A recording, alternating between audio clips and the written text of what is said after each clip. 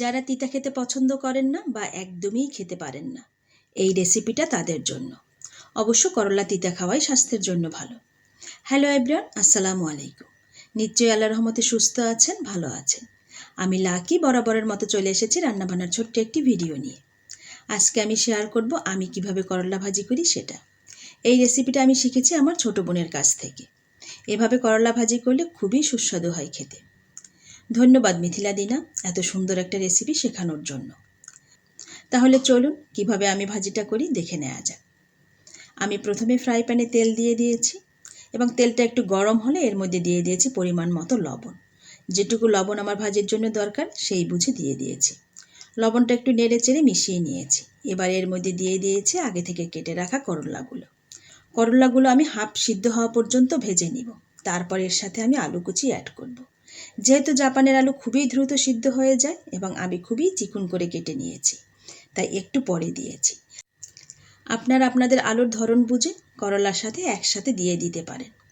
এবার এর মধ্যে দিয়ে দিয়েছি সামান্য হলুদ গুঁড়ো। আপনারা যারা হলুদ দিতে পছন্দ করেন না তারা না দিলেও হবে।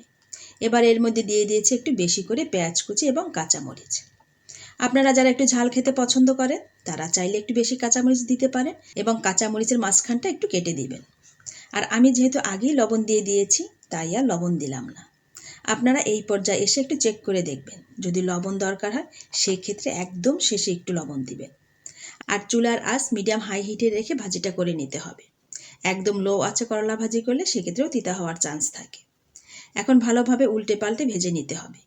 চাইলে পেঁয়াজের পরিমাণ একটু বেশি দিতে পারেন, সেক্ষেত্রে করলা ভাজি আরও সুস্বাদু হবে। করলা ভাজিতে পেঁয়াজের পরিমাণ বেশি দিলে সেক্ষেত্রে করলা ভাজির তিতার পরিমাণটাও অনেকটাই কমে আসবে। করলা ভাজির তিতা যদি কমে আসে তখন দেখবেন বাচ্চারাও খুব পছন্দ করে খেয়ে নেবে। দেখেন, জাপানে একটা করলার দাম 322 ইয়েন ট্যাক্স সহ। 2টে করলার দাম 644 ইয়েন। যাই হোক, কথা সেটা না। আসল কথা হলো আমাদের দেশের মতো এত টেস্ট লাগে না এখানকার সবজিগুলো। আমাদের দেশের সব সবজি খেতেই অনেক বেশি সুস্বাদু। আপনারা চাইলে এখন যে রকম ভাজি হয়েছে সেভাবে নামিয়ে নিতে পারেন। আমি এভাবে খেতেই পছন্দ করি, কিন্তু আমার বাসার সবাই বেশি ভাজা ভাজা খেতে পছন্দ করেন, তাই একটু বেশি ভাজা ভাজা করেছি, একটু লাল লাল করে নিয়েছি।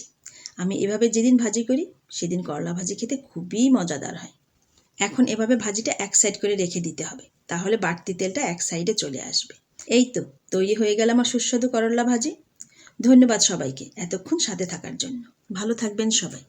দেখা হবে পরবর্তী অন্য কোনো ভিডিওতে। আল্লাহ হাফেজ। আসসালামু আলাইকুম।